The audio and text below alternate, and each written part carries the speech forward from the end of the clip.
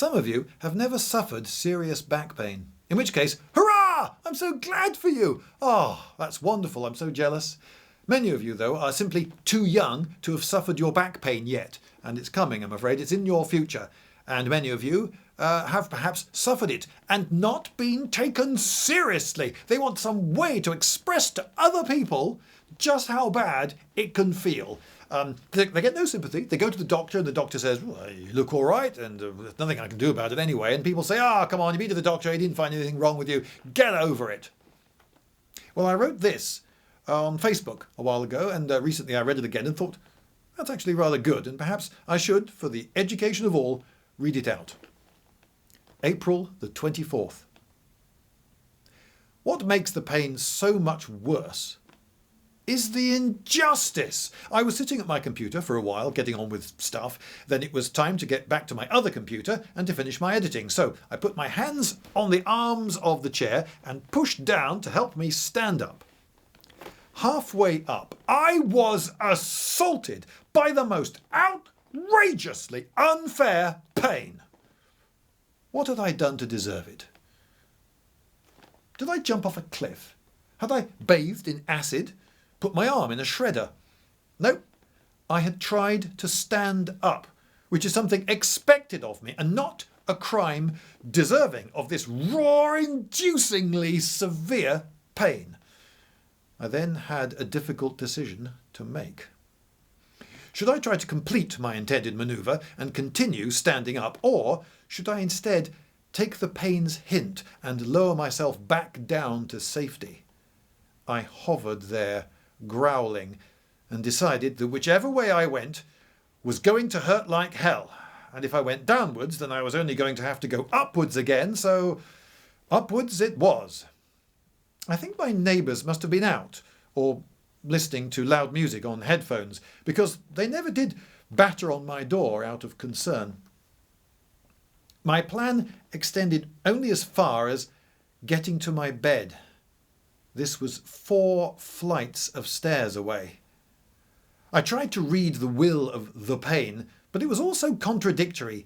Why are you putting all your weight on one foot? Foolish mortal! Take this! For goodness sake, why are you spreading the load between your feet? For that madness, take this! Everything I tried got me punished, as did its alternative. Pushing down with my arms on the handrail was punished, as was not doing so. Rising up on my toes was punished, as was not rising. Bending at the hip or waist was clearly a terrible crime in the eyes of the pain, as was straightening up. Moving was being very actively discouraged, and staying still, for more than a few seconds, was often viewed much more harshly. Just yesterday, I had been pondering on the possibility of using my channel as a means to find a mate young enough to spawn. I'd been running up the stairs. The notion of that was utterly laughable as I struggled and winced up the stairs, setting both feet on each step. Most patients in hospitals are more sprightly. Hell, most patients in hospices! Demonstrating a dynamism of will to an audience of naught, I made it to my bed. Somehow I was able to lower myself onto it without shattering my spine. There were a few seconds of relief before the full realization of what I had just done made itself clear. The bed had welcomed me with its soft centerpiece of crumpled up duvet. For about the duration of 2 breaths, pain stalled.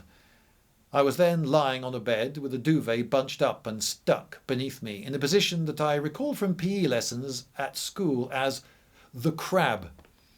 Escape would be difficult. I should write something about friction.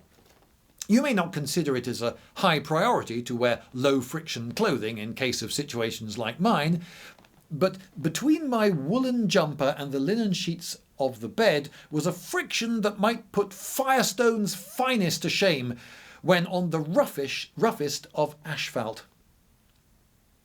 Pulling any of the duvet out from under me was impossible, and pain reminded me that it had all the movement of legs and torso pretty well covered.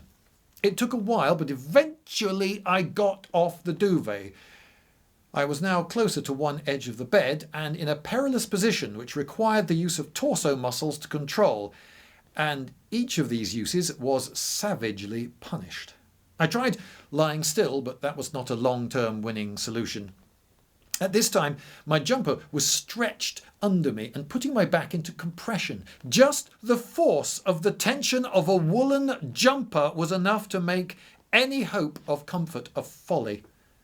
It hurt, but I was able to grab the garment with my fingers and with many small movements pull it upwards from under my backside and relieve the tension.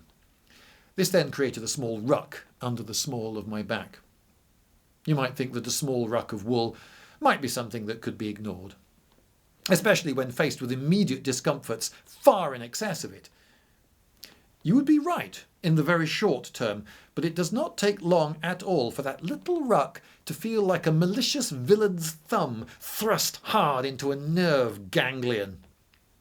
I could not get off the bed by turning to my left because I was too close to the edge and movement that way would cause a fall. First, I had to move to the centre of the bed, but my Firestone jumper made every inch of it a challenge. I still did not have a plan. Was I trying to get to the phone? That was the other side of the bed entirely, on a bedside plateau, the other side of the duvet mountain range. Who would I call anyway? What could any friend do to help? What would the NHS suggest that could possibly be of the slightest use? There are several types of painkiller in my pantry, but I know from experience that none of them has any perceptible effect. Would lying on the bed for a long time help? Probably not. I resolved to get up again. Starting with a sit-up movement was completely out of the question. I tried moving one leg off the bed, but going further than halfway down was too painful, and bringing it back up from halfway down was worse. Ringing for an ambulance would be pointless. Just yesterday I thought to myself, it was good that I can leave my keys in the front door again, as I used to before the last time my back was seriously bad. They were there now, preventing anyone from letting themselves in with a key. I'm not having them smash down my beautiful front door in order to give me no treatment, which is what they gave me last time. After a while, I was able to work two fists under my pelvis, which lowered the friction between my back and the bed, and then with my elbows as levers I was able to work myself across the bed. After half an hour of this, I was the right distance from the bed's other edge to try getting up. The actual raising of the Lloydian bulk took a bit of bravery and was achieved in one slow, straining attempt. Then what?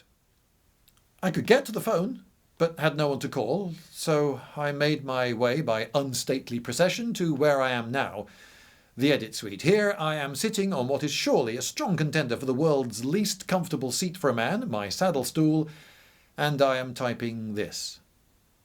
I'm not sure that I'll be up to much in the dance class I'm meant to be teaching tomorrow. As I said, the injustice stings. What did I do to deserve it? Why does pain not give me useful advice? It would be nice if doctors could do something a bit more than shrug. Heroin?